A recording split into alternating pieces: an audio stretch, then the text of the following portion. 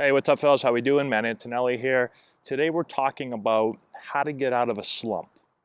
Before we get into that, today's video is sponsored by Rucket Sports. They make top quality baseball equipment. We use a lot of their products with our Antonelli Baseball team, so definitely check them out.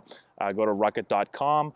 Also, if you click the description box below, there's a link there. If you click on it, you'll receive 15% off of your order at Rucket Sports. So definitely go there, check that out. Okay, so let's get into slumps. How to get out of a slump, right? I get this question probably more than any other question from parents and players. I get it at least a couple times every single week. The first thing to do is to understand, are you really in a so-called slump or not? A lot of players and parents will call me and say, you know, Johnny went 0 for 4 yesterday. Like, we've got to get in, and like, he's in a slump, and we've got to really start to do some work. 0 for 4 is not a slump, right? You have to go at least, I would say, if you're a high school player, I'd say if you notice after maybe 10, 15, 20 at-bats, and I know that seems like a lot because it's a couple games and there's only maybe 20 games in a season, but it's really hard to judge it off of one game, 4 at-bats. I would say 10 at-bats minimum before you start to say, okay, something's wrong here. Am I in a slump? Is something going on with my swing? All right, so that's the first thing. Because the other thing you have to look at is just because you go 0 for 4, 0 for 6, or 1 for 8 or whatever, you have to look closer at your at-bats and don't just focus on the hits. Because there's been plenty of games in my career where maybe I go 0 for 5, but I had a decent day. Like, I went out there and maybe I chased a really tough pitch and struck out. I lined out to the center fielder. I hit a pretty hard ground ball at the shortstop, and then I just mishit a couple balls. I'm 0 for 5. Oh, that sounds terrible in the box score. But I hit 2 balls hard, and the pitcher got me out on a really good breaking ball one time. So you have to look a little bit closer in the at-bats. If you feel like, okay, now I've gone 10, 15 at-bats, I'm missing hittable pitches, I'm swinging and missing more than normal, I just keep fouling balls off, okay, maybe now we look a little bit further into this. Is this a so-called slump or not? That's the first thing. Once you do that and you establish, okay, something's up here, I tell our guys to look at 3 things. Okay, first thing is pitch selection. What pitches are you swinging at? You can have the best swing in the world. Your swing could be going really, really well. But if you swing at bad pitches, you're not going to get hits. You're not going to hit the ball hard. So when I was with the Padres, they used to always tell us, one of their big things was, we'd rather you take a bad swing at a good pitch than a good swing at a bad pitch. And they were really about pitch selection. Probably one of the reasons I got drafted there by them. They wanted you to get good pitches to hit. And if you look at the grades, like Ted Williams, he said the most important thing is to get a good pitch to hit, right? Again, you could have a great swing. Guys work on their swing so much, but if you then go and swing at bad pitches out of the zone, you're not going to hit very well, right? So that's the first thing. Look at the pitches you're swinging at and make sure that you're swinging at good pitches. If you're not, okay, I've got to really control the strike zone better. I've got to get my pitch, right? Maybe I start to really work on it more in BP and focus on it. Only swing at good pitches. First thing. Second thing is timing. Now, we've talked about timing a lot, and a lot of times, in my experience, players and parents will blame timing for everything, right? Every time someone doesn't hit well, it's always timing. And we've talked about how that's not the case. But there are times when timing is an issue, right? So look at, are you late? Are you consistently late? Is your timing just not there, right?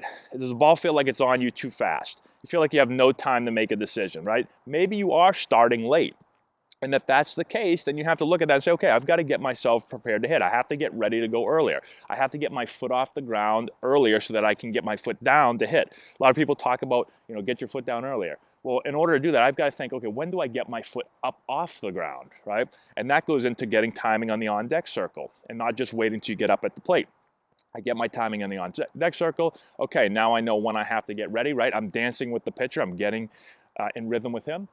And now I've got better timing. And now I can go up into the game and establish that in the live at bat. Okay, so that's the second thing. Make sure that you're on time.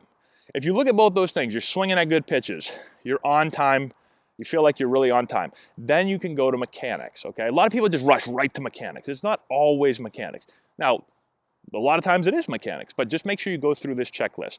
Okay, once you get to mechanics, all right, now we got to figure out what's going on with the mechanical side of things. And this can be difficult for some people that don't know a ton about mechanics and maybe easier for others. But the first thing I talk about is making sure that you videotape.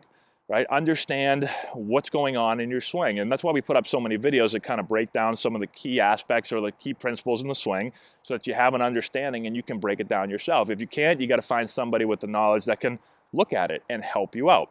So really important to videotape. Important to videotape when things are going really well and not just when they're going bad, right? Because if you're hitting really well and you've got videotape and you can kind of look and see, okay, this is what I'm doing when I'm going really, really well, and now I'm going really, really badly.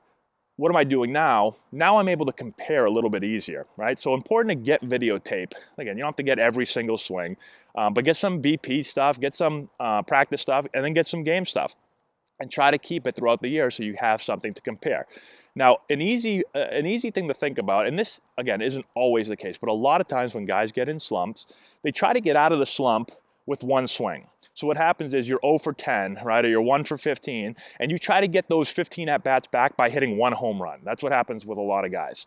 And so, one easy fix, if you're not sure mechanically what's going wrong, you'll hear coaches say simplify things, right? For me, it's not so much about simplifying and taking this little short, little punchy swing, but it's more about approach-wise, just thinking about, okay, let's get a good pitch to hit and let's drive the ball back up the middle of the field. Let's stay on the ball a little bit more, right? And typically, when guys get excited about pulling the ball, they're trying to hit home runs, their first move is to kind of come out of posture and just try to yank the ball, right? And so we talk about, okay, think about driving the ball back up the middle. Think about hitting a hard, if I'm a righty, hit a hard line drive through the second baseman. That'll keep me over the ball and on the ball a little bit more, right? And so now my swing is, people call it simplified. I'm not really changing, I'm not simplifying it by just pushing and trying to hit a weak ground ball the other way. All I'm trying to do, I'm still trying to swing hard and hit the ball hard. I'm just trying to stay over the ball, right? Stay on the ball, use the middle of the field. It's going to allow me to stay on off-speed pitches a little bit more. It will allow me to stay through the ball a little bit more and on the ball because I'm thinking about staying over the ball. So again, that's not always the fix for everybody, but it's something simple because in my experience, a lot of guys, when they're not doing well, they try to get everything back in one swing, right? I got to hit a 3-run homer to make up for the last 15 at-bats that I didn't do well on. So don't fall into that trap. Hopefully this makes sense for you guys. Go through the checklist and make sure that it's one of those things. It typically is going to be one of those three in my experience. So hopefully this helps. Let me know if you have any questions in the comment section below. Subscribe to the channel if you've not done so already. Give us a thumbs up. Share the video with all your friends. I'd really appreciate that. Check out our Instagram, Antonelli Baseball. Our Twitter feed, MattAntonelli9. We've got a bunch of videos on there for you guys. And that's all I got. Thanks, guys. I appreciate it. Good luck to you, and we'll talk to you later.